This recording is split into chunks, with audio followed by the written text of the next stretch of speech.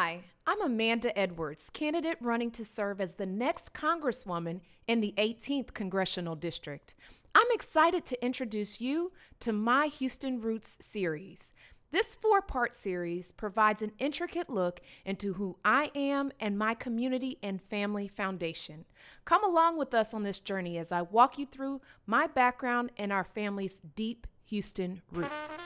In this installment of My Houston Roots, we take it back to 5th Ward, Lyons Avenue to be more specific. Join us to find out why this neighborhood is so special to my family and to the community. When I think about 5th Ward, I think about Lyons Avenue. There's so much rich history on this street.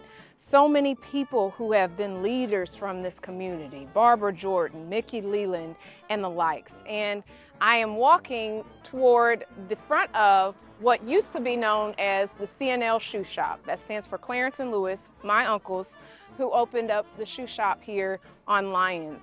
Now, this wasn't your ordinary shoe shop. This shoe shop was a space and place where young boys were being mentored. They became shoe shine boys and had to keep their grades up. And it was a space where my Uncle Lewis in particular really invested in the community. He made sure to mentor young men and just the people in the community and make this community better than it was before he founded it. And it was very important to him that the rest of the family do the same. When I think about legends from 5th Ward, so many names come to mind. I mentioned Barbara Jordan.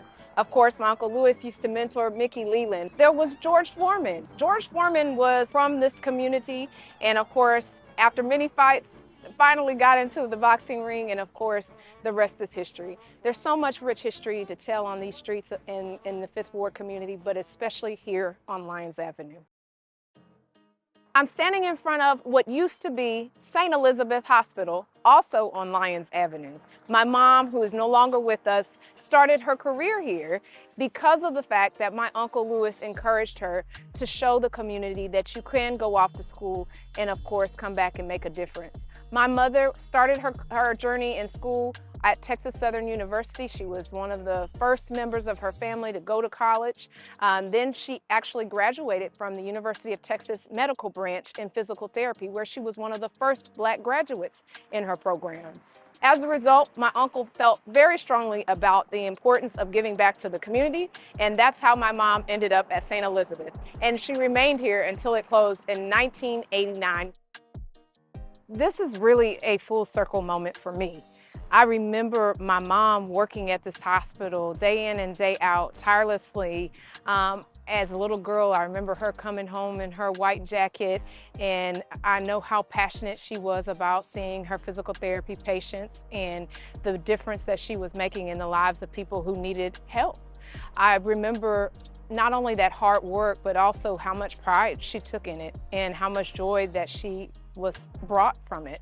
As a result, it was of great pride to me while serving as one of the at-large city council members. I had the opportunity to support the redevelopment of St. Elizabeth into now what is going to become St. Elizabeth Place, a place that will, of course, provide housing as well. So I'm just really thrilled about the fact that this community has, of course, jewels like St. Elizabeth Hospital that now will become housing for people in this community as well.